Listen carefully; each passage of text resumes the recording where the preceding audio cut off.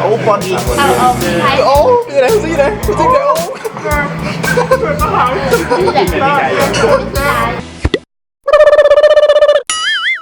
อ้วันนี้พวกเรามาสิแตกแดกพิซซ่าวันนี้กำลังรอทานพิซซ่าอยู่ครั้งแรกของเดอะฟิตตี้แบบนี้ อาหารว่าง เคยกินเดี๋ยวเราเคยกินแดงเกลียดปิ้งเลย ครั้งแรกของเดอะฟิ ก ต ระ ตี้ โปงพ่วงเลย ทับใจ ตอนนี้กำลังทาพิซซ่าอยู่รู้สึกยังไง หนาว ที่กระตือจากยังเพลง ตายคนบอเวลาเสียงดังๆเนี่ย นี่กูไอ้ คือว่าคอยเลยสัน โอ้ยแรกดู วันนี้เขากับมีเนาะมูที่สนิทกันตอนอยู่มัธยมตอนนี้มันบูสนิทกันมันผิดกันอยู่หยอกซื้อเนาะโอเคครับซื้อรู้สึกยังไงมาพิซซ่า กูสร้าง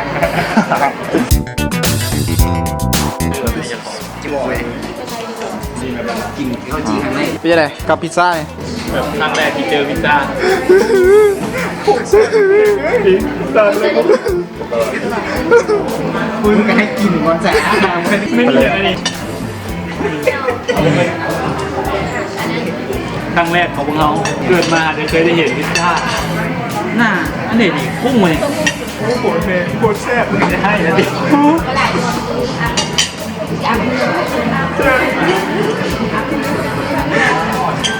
นี่ไงไปเลยวันนี้ บอลโอ้โอ้แซ่บโอ้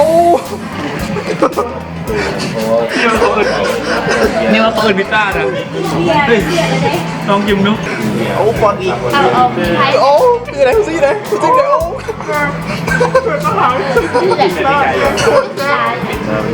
เป็นอย่างคนน่ะเป็นอย่างนั้น มีกีฬา เดี๋ยว มันเรียกเข่าเลย กินแล้วกินมาแต่ห้องเรียนแล้วผู้สาวเรียกมาสิกินเนาะ เมย์ผลเนี่ยเออเลย ลองตักให้เบาดูเป็ดมั้ตักให้เบาเลยเป็ดมั้ง บุกเวทพอแล้ว โอ้ขอบใจเลย ว่าผมเป็นนอก แต่นอนอยู่แล้วกัน แซ่บเลยเป็นยังนี่ไม่เหลือไม่เอาถุงมาดูกูไปให้ฝากแม่กูนี่เหลือนี่เอาไปฝากแม่กูป่ะนี่ ทำไมกับรักน้องเลยมั้ยไอ้น้องเนี่ยก่อนแฮมเบอร์เกอร์นั่นแหละแฮมเบอร์เกอร์บ้าน มึงก็เอามีดตัดเนี้ยบักฮาหนึ่งเอ้ย เกิดมาง่ายๆเลยนะจะมีอะไรไฮโซอยู่ โอ้ยมันก็ใหญ่พิลึกโคตร นี่คือหัวอะไรแกงมีแมงเดือดไม่ถูกพิซซ่าครั้งแรกของประเทศลาวเป็นยังไงครั้งแรกมันก็รู้สึกแบบครั้งที่สองที่มา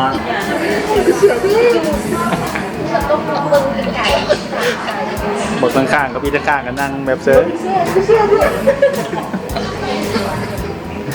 เอาแบบมึงจับได้เลย นี่มันคือพิซซ่านี่มันพิซซ่า พวกกูไม่ได้มานะมันจะสุดเด้อ มันลิ้นใหญ่กว่าอีกมันลิ้นใหญ่กว่าอีก บัดคลิปอาบน้ำตัวบัวอาบการจับ แย่กึม โบเจนซู เฮ้ยกินไหม ยิงไงวะยิงไงยิงไง ตัวนี้เอาซิสู้มาคุณเฮ้ยเหลืออันนึงเอากระเป๋ามากระเป๋ามาก ระเป๋าวิเศษ เอามา เฮ้ยก่อนแนวเลยสุดก่อนแนวอ๋อ